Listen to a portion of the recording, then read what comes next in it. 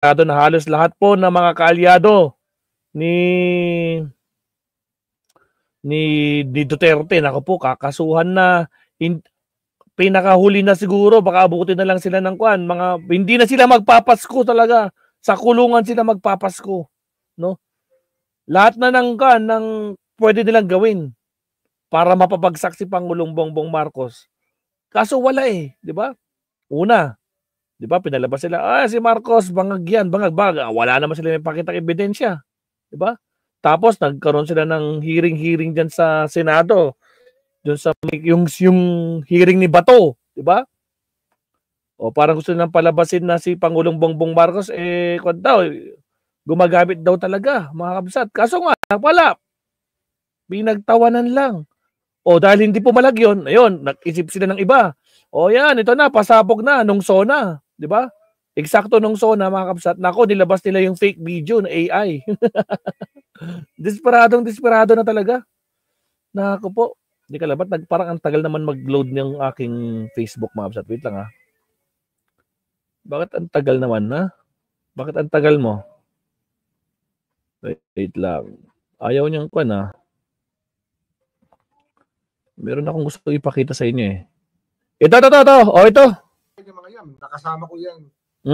Tingnan niyo muna, mamsat ha. Tingnan niyo. Mga kaibigan ko yan, Christian ha. Hindi iba sa akin yung mga yan, nakasama ko yan. Mga kaibigan din niya, mga kaalyado din dati yan. Mga magtotropa din yung mga yan. Yung mga yan, one time or another sa buhay ko. Pero sa akin, trabaho ko to trabaho niya bilang ombudsman, no? Napapanagutin. Ang mga may ginawang kalokohan. Hindi ko itong trabaho to. Kaya gagawin ko trabaho ko. Opo. Linawin ko lang, sir, para doon sa mga naghahanap ng resulta. Kakasuhan nyo na soon si Bong Revilla. Kakasuhan na si Bong Revilla. Jingo Estrada. Nancy Binay at saka si Joe. Naku, pati si Nancy Binay, damay. Villanueva. Tama po ba? Villanueva kasama. Okay. Bago magpasko. Saldi ko. Of course, meron isang kaso Okay. So bago magpasko, hinog na po yung kaso sa mga ito, no? Tingin ko, ano na yan? Magkakawarrant na yan by Ay, nako, pag nagkawarrant na yan, nako po, non-bailable, nako po, talagang nasa kulungan sila. Yan ang problema talaga. By December 15, baka may warrant na yung mga yan. By December 15! Yung mga kabsat, isang buwan na lang. End time, Jenny Ramos, Alma Kawili, Cora Yance, isang buwan na lang, November 17 na ngayon. Paano yan? Less than a month na lang ay tatagal nila. Wala na, desperado na sila Wala na silang bala. Lahat ng kaalyado nila makakasuhan, makukulong. Tapos, si Bato sa ICC, si Bongo sa ICC. Walang maiiwan, si Cayetano lang, tsaka si Marcoleta ang maiiwan, tsaka si Amy Marcos. Tatlo na lang sila. Paano yan? O isama mo pa si Mark Villar, 50-50 pa si Mark Villar, lalo na, sangkot din siya. Diba? Tinanggi-tanggi lang niya. Wala akong kinalaman dyan. Lahat sila, mga kabsat, lahat sila, ginawa na nila. Paano si Pangulong Bongbong Marcos ang sinisisi nila? Nabulantang silang lahat. Wala na Diba? Bangag-bangag hanggang sa wala na silang masabi kundi ganyan, pero wala naman silang patunay. Diba? Nag-hearing si Bato. Puncher boy. O diba? Pag wala daw hindi daw authentic. Anyari, biglang nalusaw. Yung hearing. Diba? Nilusaw ni Zubiri kasi anong ginagawa mo? Pinagtatawanan na tayo dito sa Senado. Tapos ngayon, nandun na naman yung nagpalabas sila ng video nila Maharlika, wala rin nangyari. Hindi tumagal. Tapos gusto niya people power. Pagkatapos ng makontempt ni Harry Roque, pumunta sa EDSA, nag-people power mag-isa, kasama yung mga vlogger. Tapos yung mga garapatang vlogger, nag-stay sila for 2 or 3 months. Nandyan sila sa Robinsons. Diyan na rin sila natutulog. No? Anyari, Pangulo pa rin si Bongbong Marcos. Lahat ginagawa na nila. Desperado na, wala na silang bala. Ngayon, Ginawa naman nila, sinakyan na nila to. Pati si Zaldico. Pati si Zaldico. Kaso, yung pasabog ni Zaldico, kwitis. Palpak. Paano na yan? Paano na yan, Jenny Ramos? Paano na yan? Wala na talaga. Desperadong-desperado na sila. December 16. So pag ganun, tama yung calendar namin. Okay. Kung ganun po, ano yung likelihood na maa-aresto ito mga ito bago magpasko? Huwag na sila magtatago, pero... Huwag lang sila magtatago. Ay, nako, binigyan mo na naman ng cue. Binigyan mo na naman ng cue. Parang si Bato. Tingnan mo, nagtatago si Bato ngayon. Ayaw niyang lumabas. Nagtatago si Bato. Patayin na namin ngayon. We're watching over them already. Meron na kaming tinitik-tik na kami. Tsaka lahat sila naka-alarm na. Yun lang. Ito pong si Cheese Escudero.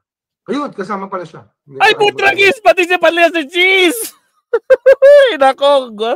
Ay, grabe. Jinggoy, Revilla, Villanueva, si Cheese, si Nancy Binay. Nako, nadamay pa. Hala, pag nagkaroon sila ng mga warrant of arrest, kulong sila. Sa kulungan sila magsiservisyo bilang senador, bilang mayor, bilang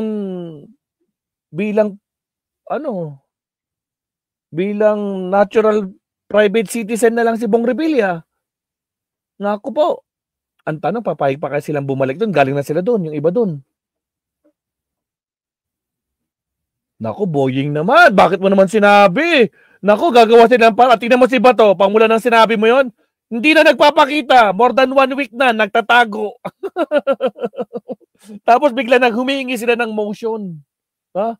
Motion sa Supreme Court na pigilan yung ICC.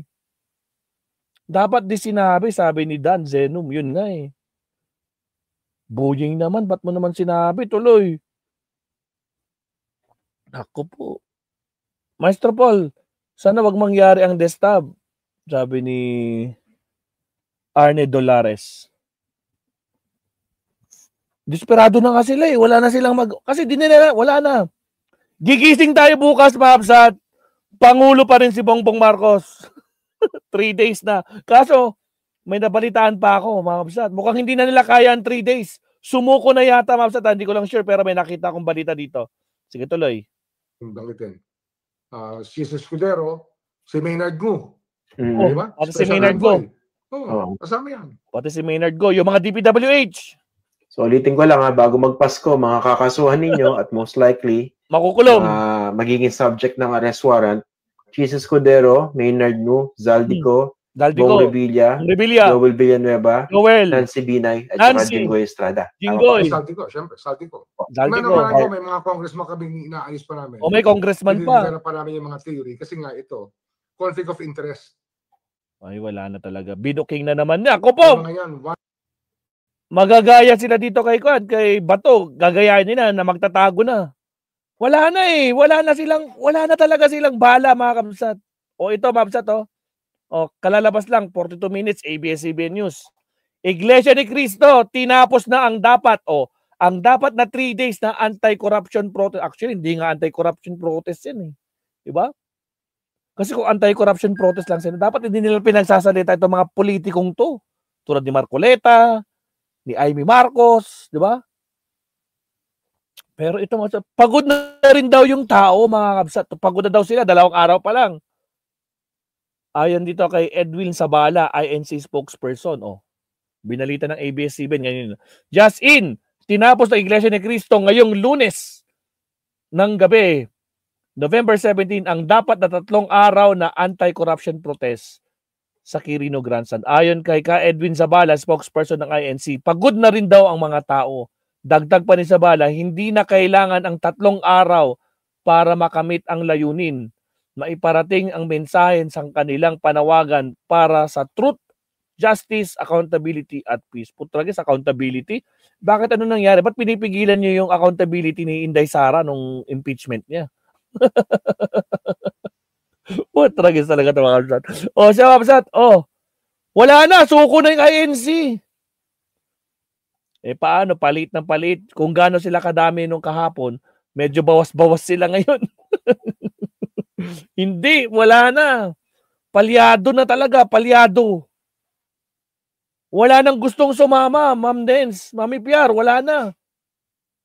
Wala na talaga. Almakawili, baka maitim na balak yung mga yan. Ayun lang. Pagod na kasi yung mga walang bumili sa mga benta nilang mga sombrero. Anak maestra, ayun ba? Maestro Paul, totoo ba pang lulusubin ng Malacanang? Wala pa akong balita dyan, Sir Dan. Kabsat Dan, Sir Dan, wala pa akong balita dyan. Wala akong idea kung totoo man yan. Pero wala na eh. Desperado na sila. Ngayon, pinakahuling bala nila si Amy Marcos. Mga kabsat. Huling bala nila si Amy Marcos. Anyari. Teka lang, maingay yung GC natin ha. Dali lang ha. So, ayan mga kabsat. So, wala na. 2 days lang ang kwan. Mukhang pagod na talaga sila mga kabsat. Or baka ubos na yung pondo. Asan na? Paano? Binuking, di ba? Nabuking, di ba, Makwan? Nabuking yung mga plano nila. Yung plano nilang destabilization, naku pa, destab. Buti na lang, nandyan si Montulbo. Binulgar niya kung sino-sino yung mga financer, sino-sino yung nakon sila.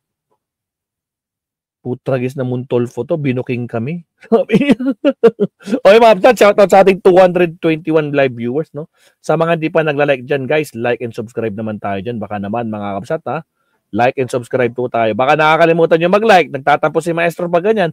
Mga kapsat, nag-i-intro pa lang ako, wala pa tayo sa topic natin. Ay, gravity. Wala na, sabog yan si Amy Marcos, babalo. Nahawa na sa mga durugistang mga Duterte. Aroy, sabi ni RPX TV. Oh. Basta ako, PBBM pa din. Press 1 sa mga naniniwala kay Pangulong Bongbong Marcos. Press 1. Press 2 sa mga garapatang inggit na inggit at desperado. O, magparamdam na kayo mga garapata. Press 2 kayo. Huwag kayong maiya. Magparamdam kayo. Hindi kayo sisipain. Anak ng kamote. O siya, sige, umpisa na natin to. Let's do this! Umpisa na natin to. Puntahan na natin si Manang Amy. Amy Marcos. Tama na yung introduction ko. Mahaba-haba na. Ilang minutes ako nag-introduction ha. 21 minutes. Alright, here we go. Lako po. Umpisa na natin to mga kabsat. Wala na. Desperado na talaga sila. Ito na talaga. Lako po, Manang Amy. Asan ka na? Amy Marcos. Ayan. 3.3 million. Ito to. Puntahan natin sa mismong page niya mismo.